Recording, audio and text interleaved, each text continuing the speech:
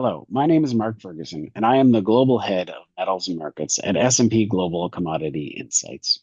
Today, I'm happy to be here to talk to you about some of the key themes that are included in our September edition of the Critical Minerals Briefing Report.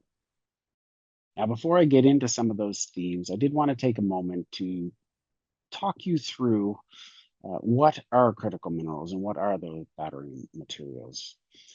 Essentially, these are any commodity that are defined by a government agency as being either in short supply or particularly important to a country's domestic industries, whether it's the automotive sector, whether it's commercial goods manufacturing, or increasingly in recent years, if it is important to that country's deployment of renewable energy sources, whether it's related to data centers and AI deployment, or perhaps it is just important for that country's military use case.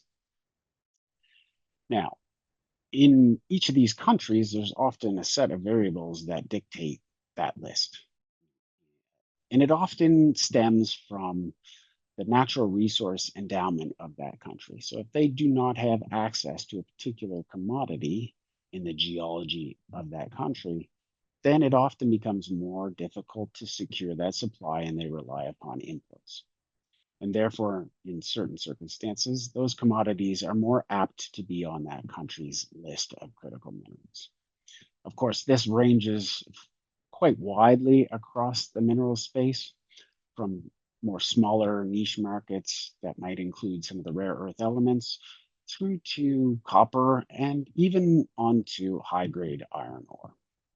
Now, given that we've seen a lot of recent geopolitical, macroeconomic, trade flow challenges around the world, it is increasingly evident that critical minerals play a much more prominent role in terms of strategic bargaining between countries.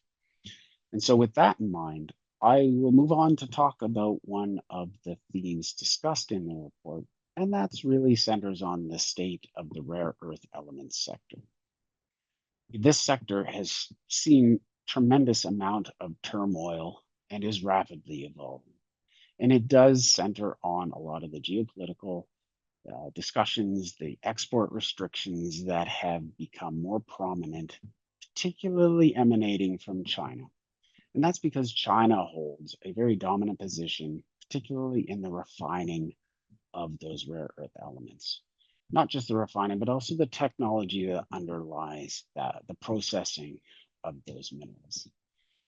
Together with China's recent ambitions in the energy transition and the deployment of new renewables, it's increasingly important that countries have a supply of those rare earth elements. And so, what we have seen in recent months and even years is that China has capitalized on its dominant position by increasing the export restrictions focused on rare earth elements. And so, as recently as April in 2025, the government introduced restrictions on 7 heavy rare earths. And this has certainly prompted reactions from the US government and other countries whose domestic automotive or other industries are heavily reliant upon those rare earths. And even after the publication of the most recent report in late September, we have seen continued movement in this space, with China announcing a new set of restrictions, which prompted an even sterner response from the US administration. So it's become increasingly apparent that supply chain vulnerabilities that are around the world with respect to rare earth elements are certainly at play, and that the imposition of export restrictions or export controls by China is pushing many countries to seek alternative sources to provide mechanisms that could support the development of a domestic mining and or refining sector. And that is particularly important because for many years, the economics for these projects was particularly challenging given China's dominance in this space. Often, that Chinese companies were able to saturate the market with supply, and that would hinder the ability of many Western, whether it's North American or European companies, from maintaining economically viable operations. So we've certainly seen a significant push in this space in recent months as government policies shift to try to secure those new offtake agreements or support domestic operations. We anticipate that will continue into for the foreseeable future. And this really points to a more broader discussion that is talked about in the report, centered on the need to develop resilient supply chains, whether it is domestic or with nearby countries or allies for that matter, because many countries do not want to be reliant on one country as the source of these critical minerals. And this spans certainly much more than just rare earths. There are a wide swath of commodities which are heavily processed in one or two key countries. And it's this vulnerability in the supply chain that many jurisdictions are seeking to avoid. So we also anticipate that demand for these critical minerals will continue, and that the financial investment is important, not just from capital markets or equity markets, but also from involvement from various government agencies. Again, it's to provide the long-term support, be it in the form of offtake agreements or investment into a company or project directly, to allow for that economic viability to continue.